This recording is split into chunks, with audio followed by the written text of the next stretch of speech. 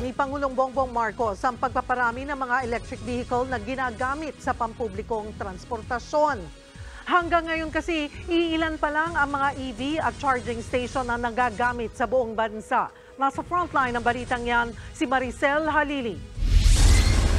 Tiyempo sa deadline ng consolidation ng mga jeep ngayong araw ang sectoral meeting ni Pangulong Bongbong Marcos sa Malacanang para i-develop ang electric vehicle industry sa bansa. Sa ilalim ng PUV modernization program ng gobyerno, hindi pa requirement ang paggamit ng mga electric vehicle o EVs. Kaya sa meeting kanina, una sa direktiba ng Pangulo ang pagbuo ng strategy para mas marami ang gumamit ng electric vehicle sa pampublikong transportasyon. Kasama rin sa mga tinalakay ang paglalatag ng financial schemes gaya ng subsidy o low-interest loans para mahikayat ang marami na bumili ng EV. Not only the fleet, not only the financing, but it's also the infrastructure kung saan ilalagay yung mga electric vehicle charging stations. Sa ilalim ng Electric Vehicle Industry Development Act o EVIDA, gumawa ng roadmap ang gobyerno para maabot ang target na 2 milyong e-vehicle at 40,000 na charging stations sa buong bansa pagdating ng 2040. Pero sa ngayon, malayo pa tayo sa target. Nasa 73 pa lang kasi ang EV charging station sa buong Pilipinas, habang 7,000 lang sa 14 na milyong rehistradong sasakyan ngayon ng electric vehicle.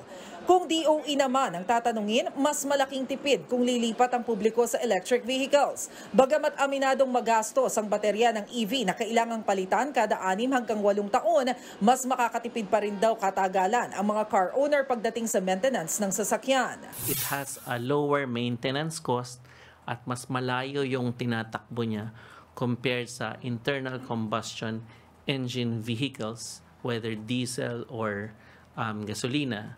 Ito ay mas mababa yung maintenance at mas mababa rin yung cost ng pag-operate.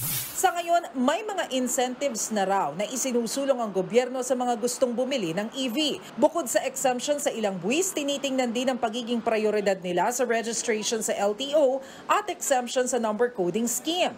Kinausap na rin ng DOE ang mga oil company na pag-aralan ng pagtatayo ng charging stations bilang negosyo.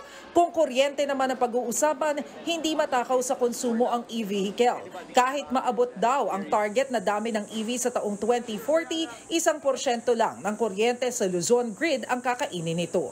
Nagbabalita mula sa Frontline, Maricel Halili, News 5. Mga kapatid, Cheryl Cosim po, huwag maging huli at maging una sa lahat sa balitaan.